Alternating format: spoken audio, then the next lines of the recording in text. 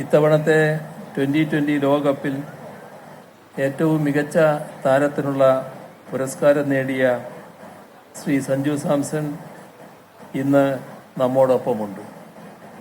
Indian ക്രിക്കറ്റിന് കേരളം നൽകിയ ഈടുറ്റ സംഭാവനകളിൽ ഒന്നാണ് ശ്രീ സഞ്ജു സാംസൺ. എണ്ണം പറഞ്ഞ 3 ഇന്നിംഗ്സുകളിലൂടെ ഇന്ത്യയുടെ ലോകകപ്പ് വിജയത്തിന് ചുക്കാൻ പിടിച്ച പ്ലെയറാണ് അദ്ദേഹം.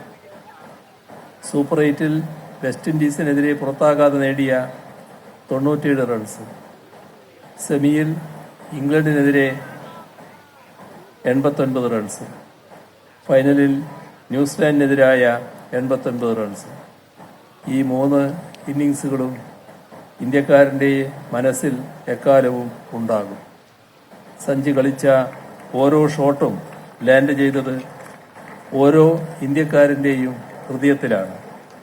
321 റൺസാണ് ടൂർണമെന്റിൽ സഞ്ജുവിൻ്റെ സമ്പാദ്യം. സഞ്ജുവിൻ്റെ പ്രകടനത്തിന് പുറമെ സൂര്യകുമാർ യാദവിൻ്റെ ക്യാപ്റ്റൻസിയും മറ്റ് കളിക്കാരുടെ പ്രകടനവും വിജയത്തിലെ സുപ്രധാന കണ്ണികളായി. ലോകകപ്പ് നേടിയ ഇന്ത്യൻ ടീമിനെയും അതിനുവേണ്ടി ആത്മാർപ്പണത്തോടെ പ്രവർത്തിച്ച ഓരോ കളിക്കാരനെയും അഭിനന്ദിക്കാൻ ഈ അവസരം ഉപയോഗിക്കട്ടെ.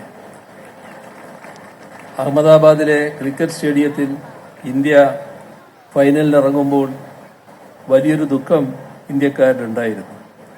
2023 ഏകദിന ലോകകപ്പ് ഫൈനലിൽ അതേ ഗ്രൗണ്ടിലാണ് നമ്മൾ ആസ്ട്രേലിയയോട് പരാജയപ്പെട്ടത്. അതേ ഗ്രൗണ്ടിൽ തന്നെ ഇന്ത്യയെ മറ്റൊരു ലോകകപ്പ് വിജയത്തിലേക്ക് എത്തിച്ചുകൊണ്ട് ഇന്ത്യക്കാരുടെ ആ ദുഃഖത്തെ സഞ്ജു കഴുകിക്കളഞ്ഞു.